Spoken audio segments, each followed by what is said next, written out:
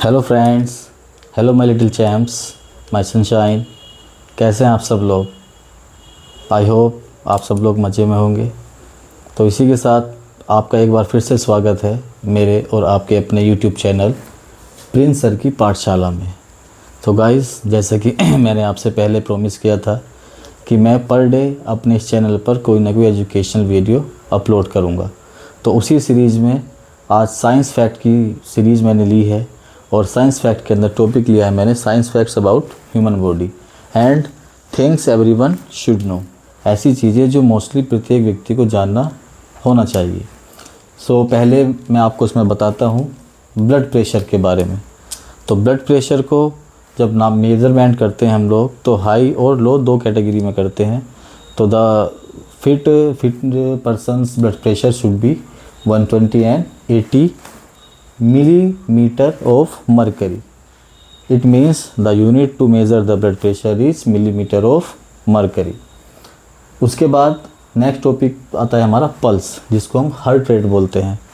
तो heart rate जो होता है मोस्टली हमने सुना है कि ये fit man's heart can beat 70 times at a minute. लेकिन एक मनुष्य का जो हार्ट बीट होता है वो वेराई भी कर सकता है। तो एक मनुष्य के जो हार्ट बीट होगा वो 70 to 100 बीट पर मिनट हो सकता है। उसके बाद नेक्स्ट टॉपिक आता है हमारा बॉडी टेम्परेचर। तो बॉडी टेम्परेचर जो होता है एक फिट ह्यूमन बीइंग का वो 36.8 से लेकर 37 डिग्री सेल्सियस या 98.2 से लेकर 98.6 डिग्री फ़ारेनहाइट होता है। उसके बाद आता है ब्रीथिंग रेट। तो ब्रीथिंग रेट के लिए एक जो फिट ह्यूमन बीइंग होगा वो 12 to 16 ब्रीथ पर मिनट लेगा। और साथ ही साथ मैं आपको ये बताता चलूँ कि ये जो मैं आपको मेज़रमेंट और यूनिट बता रहा हूँ या फिर मैं आपको बता रहा हूँ कि कौन सा चीज़ एक ह्यूमन बॉडी में कितनी होनी चाहिए, तो ये एज के अकॉर्डिंग भी वैरी कर सकती है। एक जो छोटा बच्चा होता है उसका मेज़रमेंट कुछ अलग होता है और एक मैच्योर्ड मैन का कुछ अलग हो सकता है। उसके बाद ब्रीथिंग रेट के बाद हम लोग आते हैं हीमोग्लोबिन पर। और हीमोग्लोबिन मेल और फीमेल दोनों में अलग अलग तरह से हो सकता है। तो मेल का जो हीमोग्लोबिन होता है वो होता है 13 to 18 ग्राम्स पर डेसीलीटर और जो फीमेल का हीमोग्लोबिन होता है वो होता है 11.5 से लेकर 16 ग्राम्स पर डेसीलीटर। तो हीमोग्लोबिन को मेज़रमेंट करने का जो यूनिट है वो है ग्राम्स पर डेसीलीटर। आगे आता है हमारा कोलेस्ट्रॉल। तो कोलेस्ट्रॉल को मेज़रमेंट करने के लिए जो यूनिट यूज़ की जाती है वो होती है मिलीग्राम पर डेसीलीटर। और एक फिट ह्यूमन के अंदर जो कोलेस्ट्रॉल लेवल होना चाहिए वो होना चाहिए 130 to 200 मिलीग्राम पर डेसीलीटर। उसके बाद आता है हमारे पास पोटेशियम। और पोटेशियम जिसका सिंबल होता है के, और वो एक human body fit human body के अंदर जो उसकी मेज़रमेंट होना चाहिए वो होना चाहिए 3.5 से लेकर 5.0 millimoles per litre. Millimoles per liter is also a unit to measure different kind of things. Next आता है हमारे पास सोडियम। तो सोडियम की भी हमारे शरीर के अंदर एक पर्टिकुलर यूनिट मेज़रमेंट होना चाहिए और सोडियम का जो मेज़रमेंट होगा वो होगा 135 to 144 मिलीमोल्स पर लीटर। ये भी मिलीमोल्स पर लीटर में ही मेज़र किया जाएगा। उसके बाद आता है हमारे पास amount of blood in body. तो एक फिट ह्यूमन बीइंग के अंदर जो ब्लड रहना चाहिए वो कितना होना चाहिए, तो वो होना चाहिए 5 to 6 लीटर्स।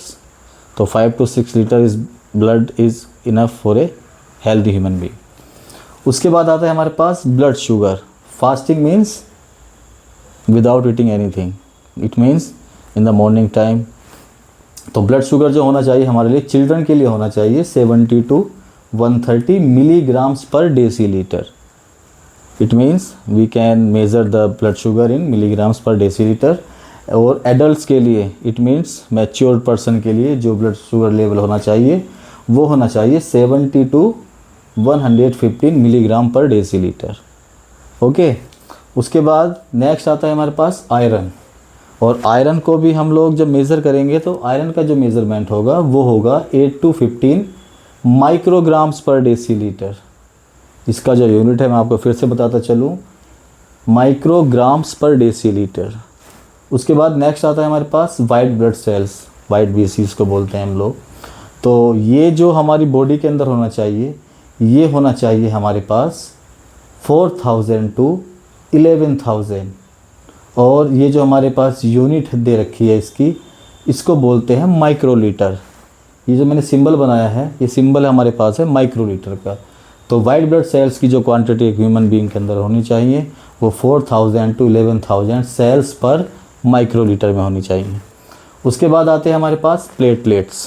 और प्लेटलेट्स का जो काउंट होगा ह्यूमन बॉडी के अंदर, तो प्लेटलेट्स का जो काउंट होगा स्टूडेंट्स हमारे पास वो होना चाहिए 1,50,000 से लेकर 4 लाख सेल्स पर माइक्रोलीटर तक। उसके बाद आते हैं हमारे पास रेड ब्लड सेल्स, RBC, आपने पढ़ा भी होगा। तो इनका जो मेज़रमेंट एक बॉडी के अंदर होना चाहिए वो होना चाहिए 4.60 to 6 मिलियन सेल्स पर माइक्रोलीटर। इसको भी माइक्रोलीटर में मेज़रमेंट करते हैं। तो एक बार फिर से बता दूं, जो रेड ब्लड सेल्स का जो मेज़रमेंट यूनिट होगी अंदर ह्यूमन बॉडी के, वो एक फिट ह्यूमन बॉडी के अंदर वो कितनी होनी चाहिए, 4.60 से लेकर 6 मिलियन सेल्स पर माइक्रोलीटर तक। उसके बाद आता है हमारे पास कैल्शियम। और कैल्शियम स्टूडेंट्स जिसको हम मेज़रमेंट करते हैं मिलीग्राम पर डेसीलीटर, मिलीग्राम पर डेसीलीटर। और इसकी जो अंदर हमारी क्वांटिटी होनी चाहिए वो होनी चाहिए 8.6 to 10.3 मिलीग्राम पर डेसीलीटर। उसके बाद आता है हमारे पास विटामिन D3। और विटामिन D3 का जो यूनिट होगा मेज़रमेंट करने का ह्यूमन बॉडी के अंदर, तो वो होता है नैनोग्राम्स पर मिलीलीटर, नैनोग्राम्स पर मिलीलीटर। और विटामिन D3 की जो एक accurate quantity, particular quantity human body में होनी चाहिए तो वो होती है 20 to 50 nanogram millilitre, 20 to 50 nanogram पर मिलीलीटर। उसके बाद आता है हमारे पास विटामिन B12। और विटामिन B12 के लिए जो यूनिट मेज़रमेंट की होती है वो होती है पिकोग्राम्स पर मिलीलीटर, पिकोग्राम्स पर मिलीलीटर। और ये एक फिट ह्यूमन के अंदर होनी चाहिए 200 to 900 पिकोग्राम पर मिलीलीटर। फ्रेंड्स, मैं आशा करता हूँ कि जैसे कि मैंने आपको ह्यूमन बॉडी के अंदर जो जो किस्म की चीज़ें होनी चाहिए और किस अनुपात में होनी चाहिए उसके बारे में मैंने आपको सब बता दिया है। और मैं आशा करता हूँ कि आपको ये सारी चीज़ें समझ में आई हों। और वीडियो के अंत में मैं आपसे सिर्फ इतना ही कहना चाहूँगा कि प्लीज़ मेरे चैनल को सब्सक्राइब करें, मेरी वीडियो को लाइक करें, और अगर पॉसिबल हो तो आप अपने परिवार और अपने दोस्तों के साथ मेरी वीडियो को शेयर भी कर सकते हैं। और I will promise you that I will never disappoint you in my content. So please subscribe my channel, like my video, and hit the bell icon that you will never miss any type of update or notification of my channel. So students, that's the wrap up of my video. See you soon in my next video. Bye bye, take care.